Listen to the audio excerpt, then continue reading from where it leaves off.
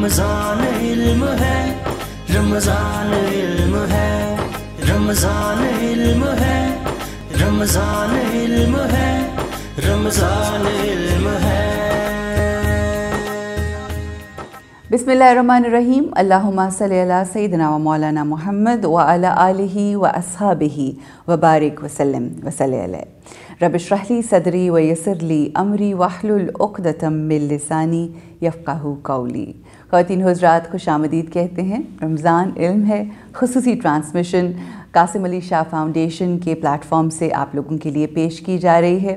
علم کی روشنی سے مالا مال آپ کو کیا جا رہا ہے، اور یقین کیجئے بے انتہا لطف آ رہا ہے اس رمضان جو علم ہم حاصل کر رہے ہیں، اور مزہ دوبالا ہو جاتا ہے اس علم کا جب یہ ہماری زندگی میں نظر آنے لگے، ہماری اعمال کی صورت میں۔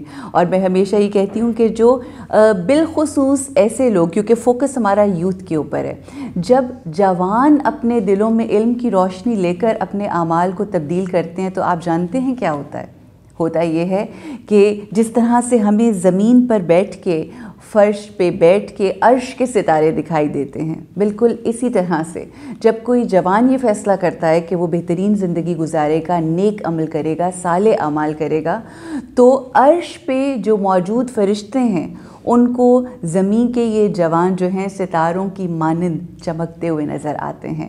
اور مجھے یقین ہے کہ ہمارے ملک میں، ہمارے پاکستان میں، بلکہ پوری دنیا میں جہاں جہاں اللہ کے ماننے والے ہیں، فرشتوں کو یقیناً فرش کے اوپر ایسے بے انتہا جوان چمکتے ہوئے ستاروں کی صورت میں نظر آتے ہوں گے۔ آئیے اپنے پروگرام کا باقاعدہ آغاز کرتے ہیں۔ میں درخواست کروں گی قاری نعمان سیفی صاحب سے کہ تلاوت کلام پاک سے اس نشست کا باقاعدہ آغاز کریں۔ رمضان علم ہے، رمضان علم ہے۔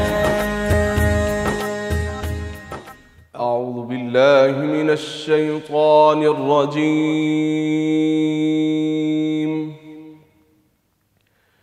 بسم اللہ الرحمن الرحیم۔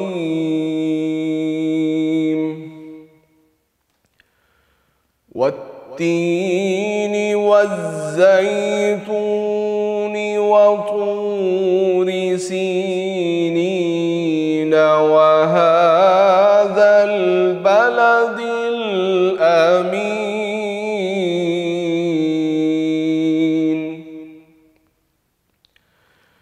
لقد خلقنا الانسان فی احسن تقویم ثم رددناه اسفل سافلین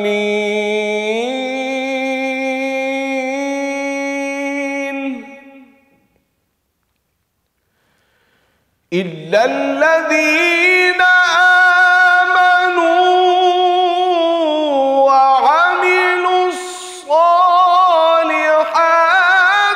فلهم أجر غير ممنون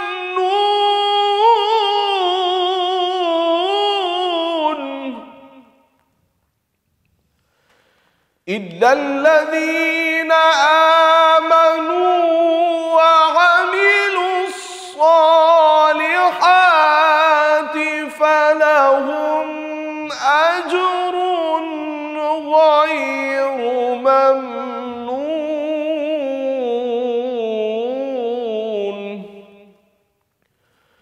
فما يكذبك بعد بالدين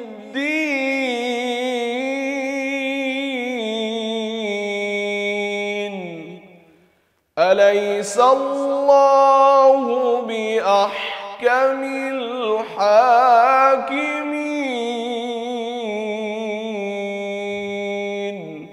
صدق الله العلي العظيم۔